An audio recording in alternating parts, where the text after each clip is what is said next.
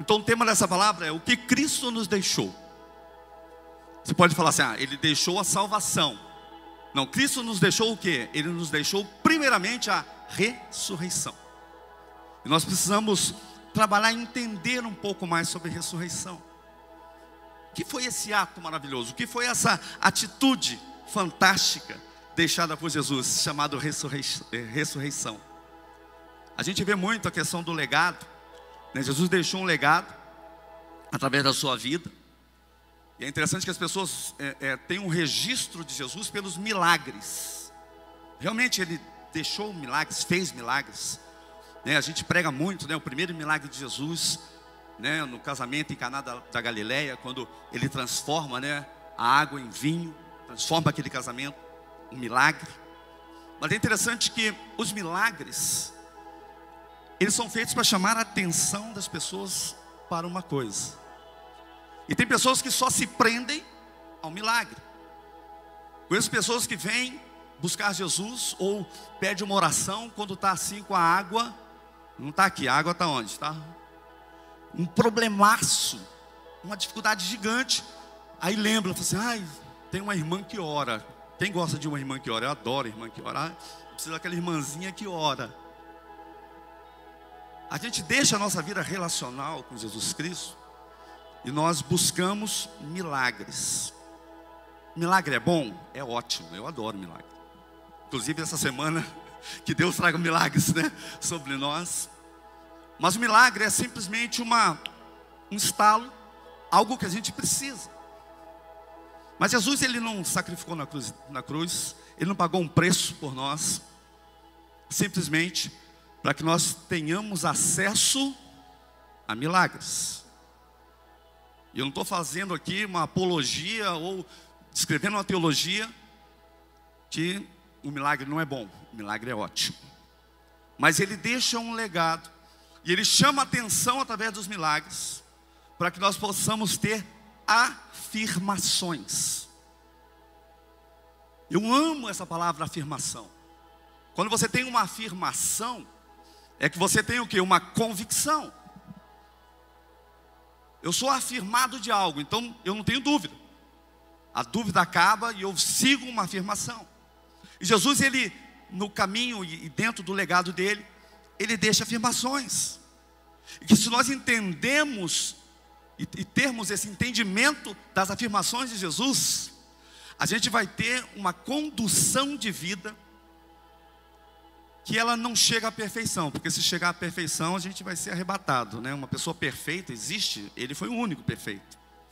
Mas Jesus nos traz afirmações que, se nós entendermos com uma vida relacional com ele, nos farão ter uma conduta que é errar menos e acertar mais. Você pode repetir isso comigo? Fala assim, errar menos e acertar mais. Agora você pode falar para você acreditar mesmo, fala assim, errar menos e acertar mais.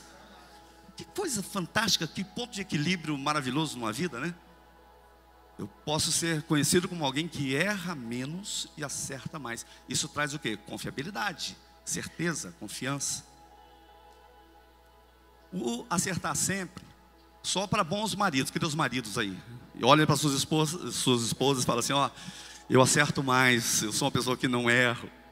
Misericórdia, né? Nós precisamos, quer dizer, ter esse ponto de equilíbrio. E essa afirmação que Jesus deixa, ele nos traz essa convicção de que nós podemos sim errar menos e podemos acertar mais dentro do nosso cotidiano e da nossa vida. Queria ler com vocês um ponto. Eu vou citar dois, sendo que tem diversos pontos de afirmação de Jesus, mas eu quero citar dois nessa manhã. Um está em Mateus capítulo 6, a partir do verso 25. Se você puder abrir a tua Bíblia, Mateus capítulo 6, verso 25. Sermão da montanha, Jesus ensinando para a multidão. Ele deixa essa mensagem dizendo o seguinte: por isso vos digo, não andeis, qual é a palavra fantástica que é moda e que vai existir não só na época de Jesus, mas vai existir sempre. Não andeis o quê? Ansiosos pela vossa vida, quanto ao que é a vez de comer ou beber, nem pelo vosso corpo, quanto ao que haveis de vestir. Não é a vida mais do que o alimento, e o corpo mais do que as vestes?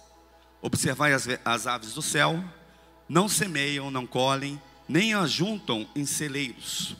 Contudo, o vosso Pai Celeste, a palavra de Deus diz, as sustenta. Porventura não valeis vós muito mais do que as aves, do qual de vós, por ansiosos que esteja, pode acrescentar um côvado ao custo de sua vida? E a palavra de Deus vai seguindo dizendo: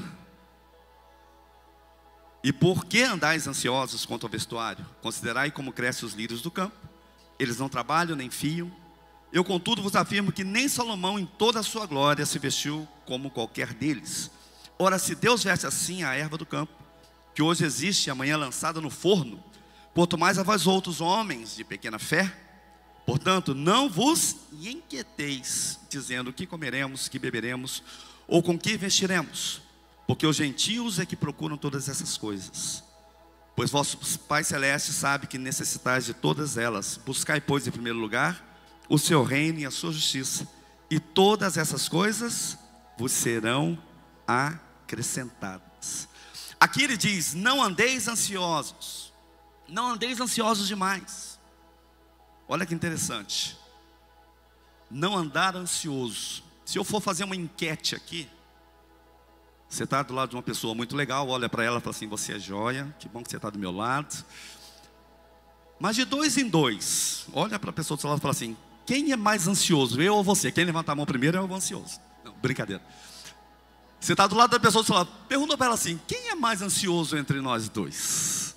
Isso. Teve empate aí? Deixa eu ver se teve algum empate. Aqui, né? Não, nesse núcleo familiar nós não somos ansiosos. É interessante quando a gente estuda sobre ansiedade, e eu não vou falar aqui, temos psicólogos, temos, né, terapeutas aqui na plateia, mas a ansiedade, ela não é um pecado. Fala, a ansiedade não é um pecado.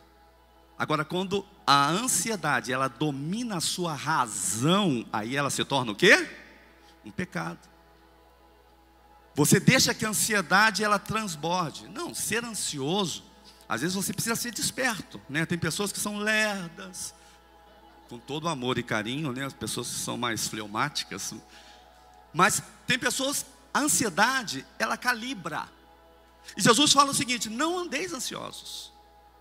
Que isso não te domine, que isso não seja a tua razão, que você não seja conhecido como uma pessoa ansiosa, mas que você tenha a sua ansiedade dominada. Ele traz uma afirmação. Olha os lírios do campo, olha as aves dos céus, olha o cuidado. E ele chama a atenção para uma vida relacional com ele. Quando você tem Jesus dominando e você vivendo um processo em Cristo, você começa a ter o que? Um domínio sobre a ansiedade. Aí você pode falar assim: mas pastor, eu sou crente há 150 anos e eu sou ansioso. Você tem Jesus, mas você precisa começar a deixar que a presença de Jesus calibre, domine a sua ansiedade. Afirmações que vêm para que nós possamos o quê? Errar menos e acertar mais. Uma vida relacional com Cristo. O mal do século, né? E eu estava estudando sobre isso, eu falei: Senhor, que engraçado. Há mais de 2000 anos atrás, Jesus fala de ansiedade. E eu acho que lá em 2050, 2060, 2090, 2100, que a igreja seja arrebatada até lá, mas as gerações virão, a palavra ansiedade, ela vai existir. E a palavra de Deus vai continuar falando: não andeis ansiosos demais. Tenha esse equilíbrio em Cristo. A gente conhece a palavra de Deus, a gente vive a palavra de Deus. E você pode falar assim: ah, pastor, na sua casa, no seu trabalho, no seu cotidiano, você erra menos e acerta mais. A gente tem que sempre buscar o equilíbrio e buscar a Deus, porque isso escapa.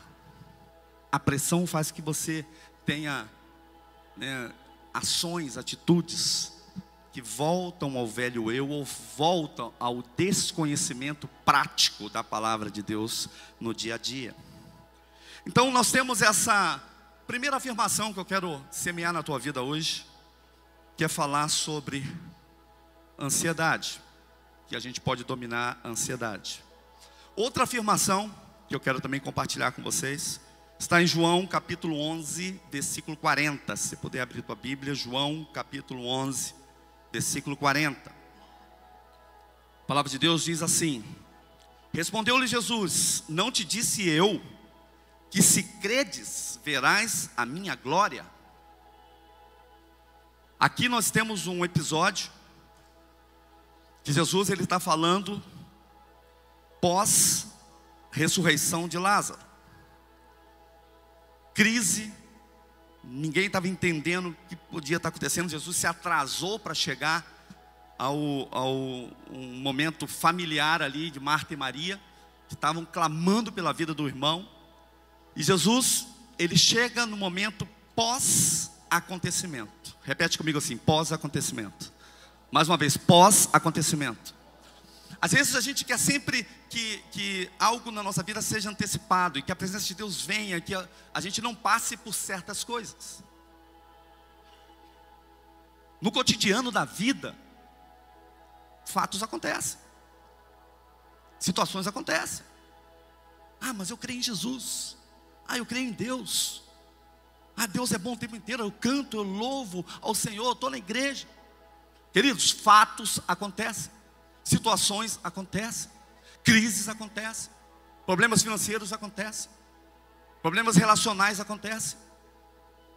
E muitas vezes nós não sabemos lidar com um fato em si. Vem o desespero, vem a aflição, vem as complicações. E aqui Jesus ele chega após um fato traumático na vida de Marta e Maria. Mas ele pega e ele resolve uma situação pós-acontecido, que já tinha, né, não foi antecipado. E ele libera uma palavra. E essa palavra eu quero também com muito amor semear no teu coração hoje. Ele fala o seguinte: se credes, verás a minha glória. A palavra glória, aqui a gente pensa na glória de algo muito, não vou falar romântico, mas algo muito totalmente espiritual. A glória de Deus. A palavra glória no hebraico é tiferet. Tiferet. Ela tem um significado muito simples. Tiferet significa vitória. Não é algo glorioso. Jesus não chegou e falou para a família de Lázaro: se credes, verás a minha glória. Vocês estavam temendo, vocês estavam confusos, vocês estavam aflitos, vocês estavam sem saber o que fazer. Mas se você crê, você verá o que? A minha vitória. Você pode pegar no braço do teu irmão e falar assim, com muita fé, falar assim: ó, você precisa crer. Se você crer, você verás tiferet, você verás a glória, você verá a vitória na situação que já aconteceu. Aconteceu, é um fato. Mas quando nós cremos, nós vemos a glória do Senhor. É interessante que Jesus, né, e a gente não tem nem a capacidade de poder tentar transcrever ou descrever a mente de Cristo. Olha que a gente está falando de tanta tecnologia, de IA aí para a torta e a direita, né? Os chats GBTs que fazem texto, você fala assim: uau, como é que essa pessoa em 5 minutos fez um texto desse? Uau. Fala assim: é chat GBT. Tem pegadinha aí. Aqui nós vemos Jesus ele trazendo uma situação, trazendo uma afirmação que transcende a nosso entendimento. Se credes, vereis a minha glória. Tem uma vida relacional comigo, tem uma vida caminhando comigo.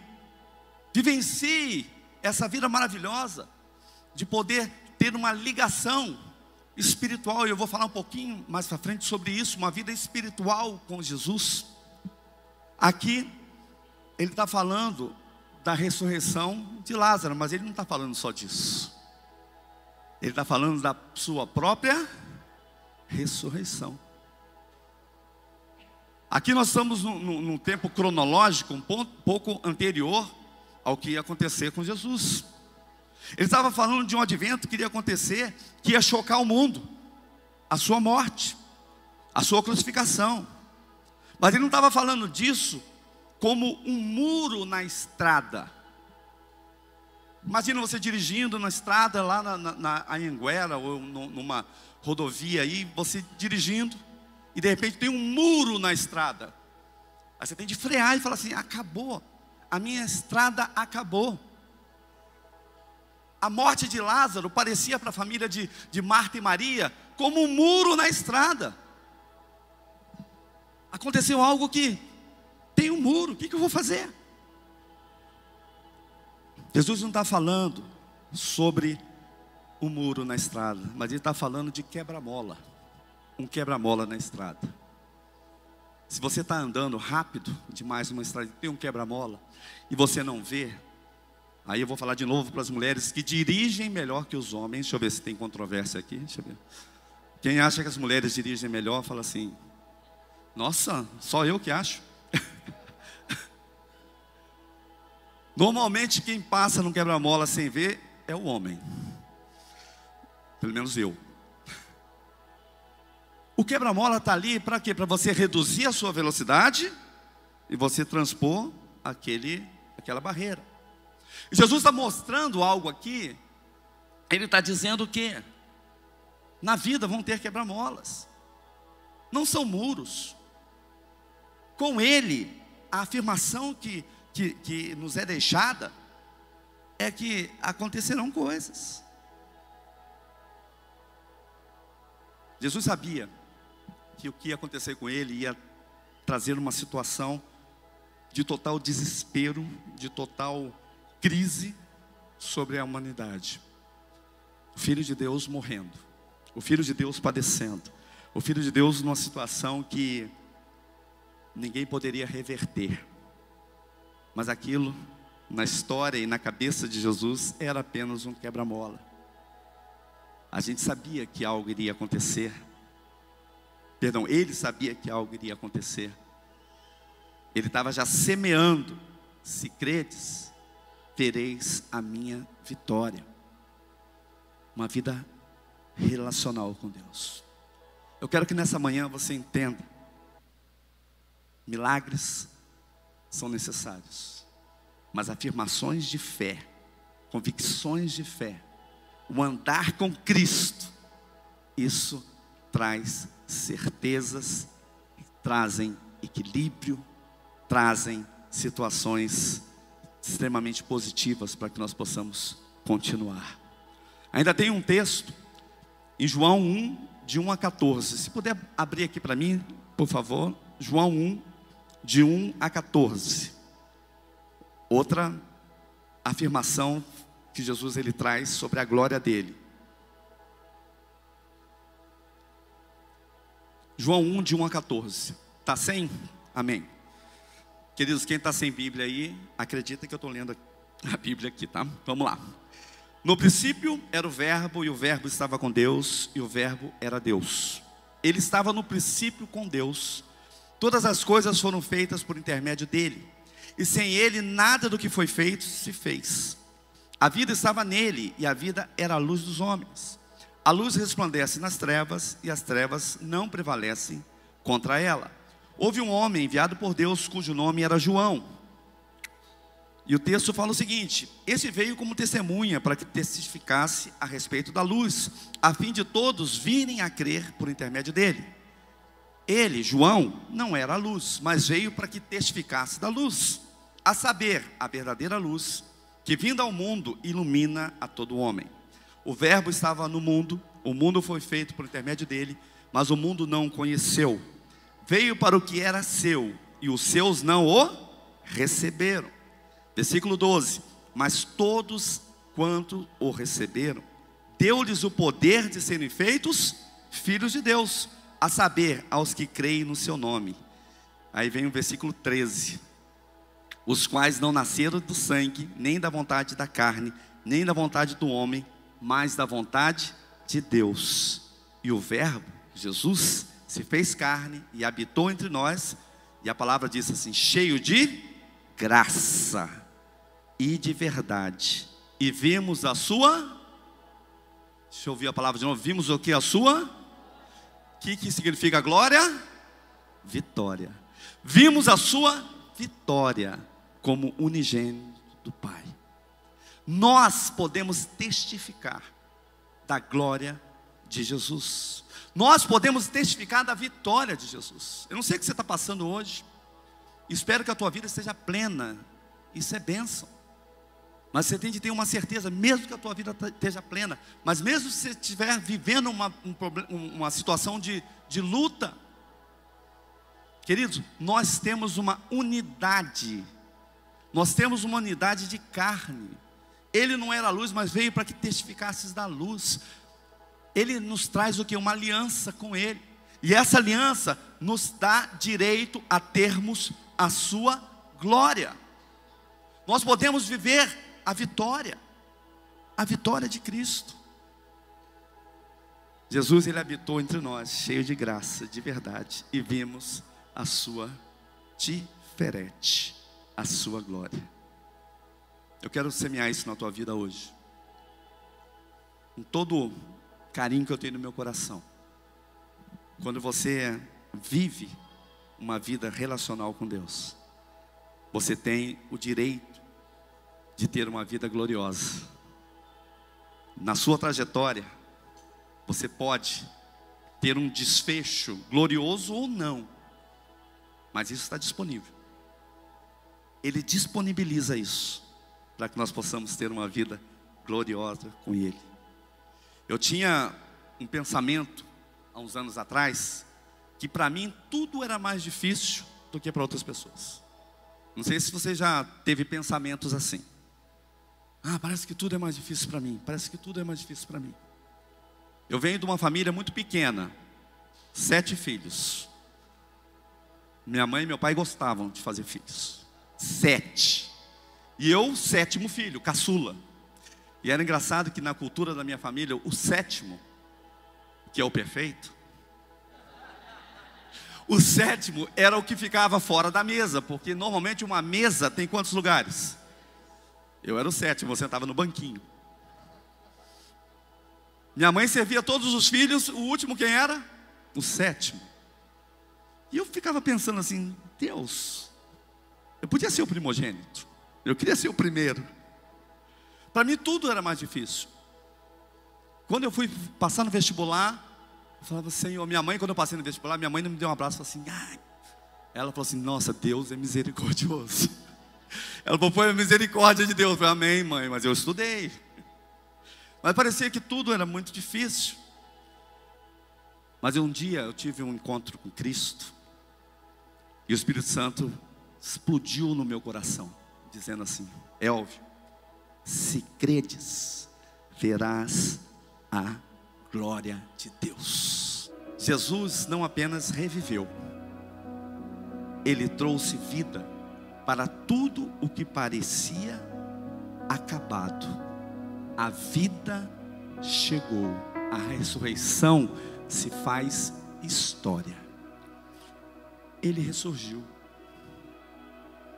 e Ele dá o poder a cada um de nós de fazer ressurgir. Mais uma vez, feche os seus olhos onde você está. Ressurreição. Ressurreição. Ele está fazendo ressurreição. Trazer vida. Ele está trazendo vida. Ele está trazendo vida. Ele está trazendo vida para você. Teu sonho, teu projeto, tuas lutas. Ele está trazendo ressurreição. Fazendo ressurreição. Jesus te ama. Ele quer que você prove dos milagres, mas Ele quer que você viva algo surpreendente hoje, em nome de Jesus. Amém, amém. Vamos ficar de pé.